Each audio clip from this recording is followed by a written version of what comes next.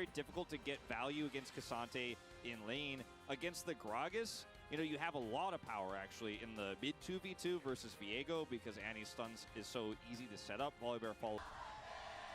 There we go. Hanwha fans finally finding their voice as we dive into game number 3. Hanwha Life Esports desperately wanting to get out onto a good foot. Remember, the week for both of these teams is a real difficult one. You've got Gen G coming up next for KT on Friday, and on that same Friday, Hanwha Life Esports T1 will be taking on T1. Yeah. So, yeah, definitely. It's MSI, but it's fine. Well, it's going to be a little bit of a calmer early game here as KT, unfortunately, not able to find anything with the Volibear early. Flashless Annie means that when level 6 is hit also, not a lot of kill pressure is. Okay, hold on. Look at the top lane briefly. Yeah, Kingen going to have a minion thrown at him, but it looks like they are going to be all right as in comes the bear. All right, Life is just going to be obliterated. Milios are being bullied today, Wolf, and it doesn't matter which side of the rift they're on. Nope. And there's the value of the Volibear early on. A little bit too far up in the lane, a little bit of punish coming through. Pre-6, Life can't do anything about this. Viper ghosts away. Tried to put the Chompers there to the best of his ability to save him, but is going to end up losing out on this Drake as a result. So really nice gank timing here from Cuz. And, I mean, we've seen both Cuz and Clid have fantastic Volibear games across their career in the early game. Yep. And both of these players, Clid, like you mentioned in the draft, one that did a little bit more often, especially in his time at Gen G, but often playing it when it's not really meta. Going to be starting off on this Rift Herald. Is a bit bold here, considering how much resources you just committed bottom side of the map to try to then sneak this one away. But with the timing of the back here for aiming, they are going to try to group up for this. I just think this is a bridge too far, stretching too much butter, or too little butter rather, over too much bread. Yeah, well, Cuz is still going to commit to it here. Does manage to get a big old shield. There's the Bomber, though, as he dives on out of there. Still, Kingen's going to come on forward. BDD not too worried about it, though, as the exhaust does come down. And in the end, it's Zeka that takes the most punishment. Still, Body Slam's going to get him out. And Shelly just wants none of it. She just says, no, that's enough shenanigans. I'm going back home. And in the end, yeah, Summoner spells. I mean, the fact that aiming wasn't there for so long in that fight and they still are able to contest and deny. Going on right there is Cuz going to get zapped. But he is the zapper. He is that kind of guy on this Volibear. Of course, you know, the Lord of Thunder. So not too worried about zapping. Kingen also just left alone, a bit lonely up there towards that top side. It's the Cassante. Shelly going to come down towards his bottom lane, try and grab these last couple of plates for aiming. I mean, I feel like in a lot of ways, Hanwha Life Esports getting a little out macroed here as Kingen will get some plate gold on the top side of the map, and some CS is going to be lost here for the Scion, but it's going to be both those plates going down here on the bottom lane as well as this Drake if they can't contest it. Zeka's coming over. Yeah, Clid in fog of war right now. Could just come forward for a steal if they would like to as the cat comes out. That is just going to be the Drake secured. Lehens soaks up a Super Mega Death Rocket, is now teleport. Going to be used to get back towards this top outer turret. Keen says, all right, get on top of Viper, who doesn't have cleanse and all this sort of stuff, then that's when danger can arise. Yeah, interesting that we're seeing the Verdant Barrier picked up here. He's going to Banshee. Zeka's on the long con. Yeah, Cuz just trying to run out of here, but he's not going to be able to do so. Has to ulti to create that distance. You're not safe. Zeka holding onto the ult as well, finds the body slam. It doesn't even need the Bomber, but aiming will get snared up, and that means the entire ult from the Yuumi does basically nothing. Now, Hanwha Life Esports will be able to deny this first Hex Tech Drake from going into the hands of KT.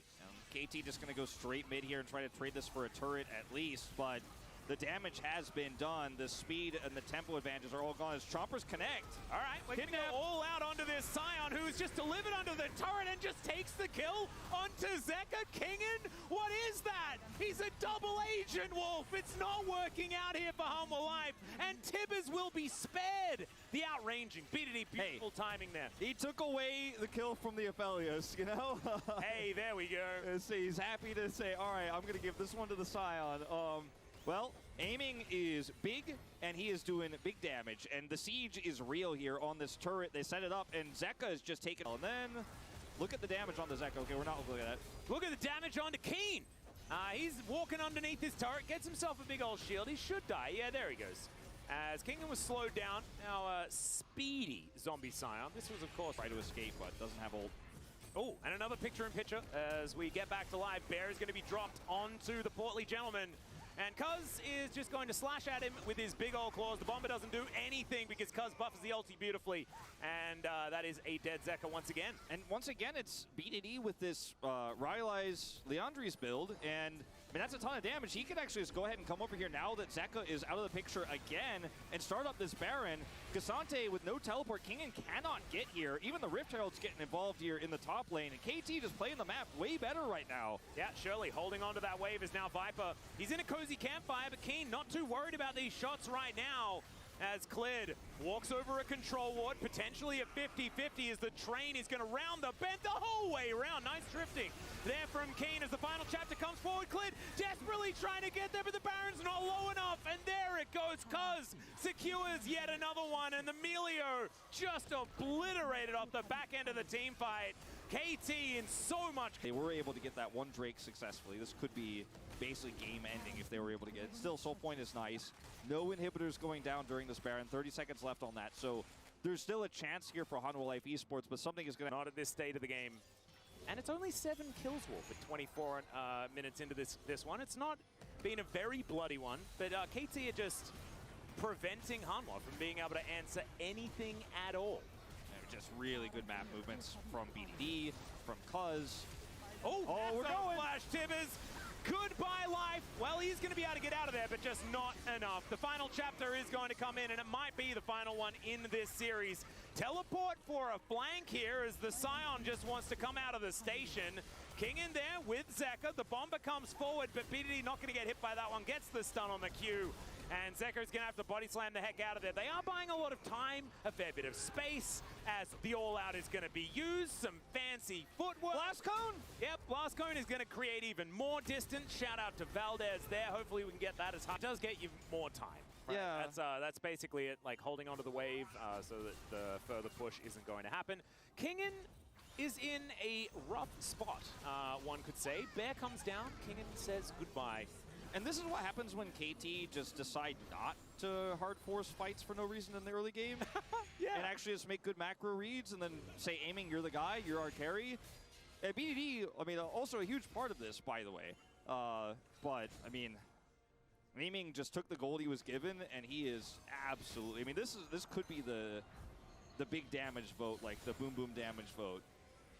Yeah, I mean, I'm happy to give it to Aiming because I think that he played the early game extraordinarily well. As King crashes his train into this turret, works out quite nicely for them. As Aiming is hitting like an absolute truck, just naming different vehicles here. As Viper going to get taken down extraordinarily low. He just does not offer enough damage. And Aiming, he certainly does. Viper just now on his fountain, has to watch his Nexus go down. And KT will take the first game of summer in 2023. Very decisive final game win here.